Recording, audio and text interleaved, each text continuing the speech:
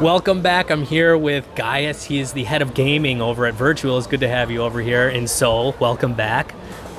So why don't you tell us first what you do exactly at Virtuals, and then we can get into the main questions. All right, sure. So back in Virtuals, my main role is VP of Gaming.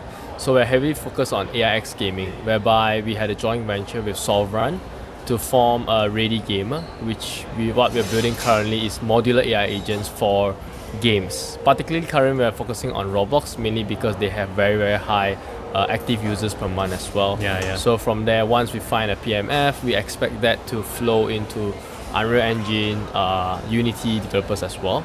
But ultimately, we want to have like a modular AI agent that is able to support multiple games.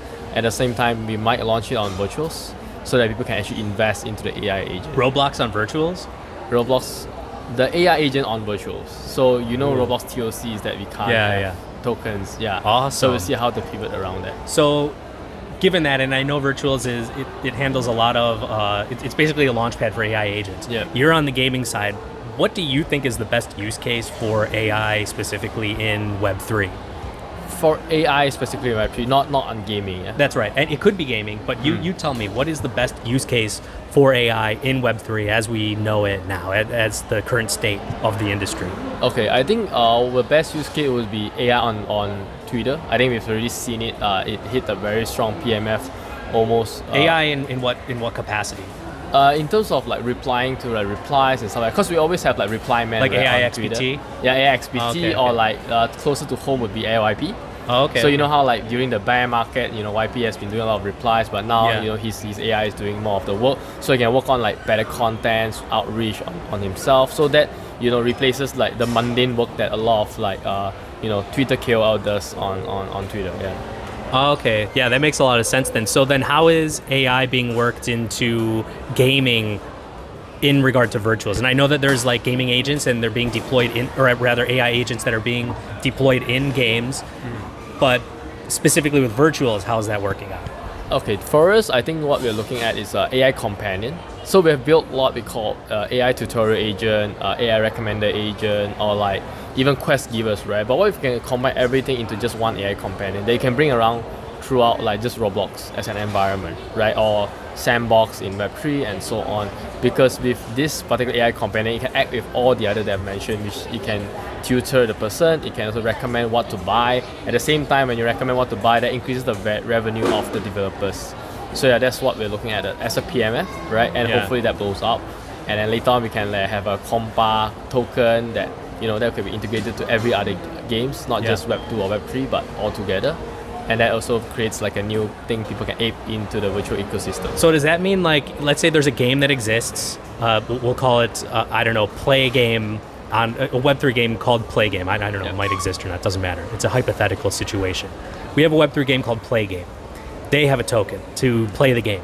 And then an agent that was launched on Virtuals has a token. That agent gets deployed into Play Game. So then the token for Play Game and the token for that gaming agent both have a role to play in that game. And then also Virtual's token has a role to play in all of that because it's the thing that the AI agent was launched with. Yep. So we're talking like many layers of tokenization, maybe not tokenization, but many layers of crypto going on on that stuff. Yeah, there's a very strong flywheel that's created by Virtuals already with the parent-child token. Every token that's launched on Virtuals have to be paired with Virtuals. That's where the maximum value accrual goes to Virtuals.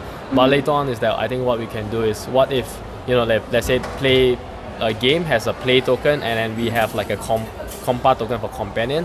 I think what we need to do is speak to the developers to see like what kind of revenue split is gonna be. So maybe 70% back to their company and then 30% back to this AI agent, which it'll be used to like buy back tokens and everything to increase the valuation of that particular compa token.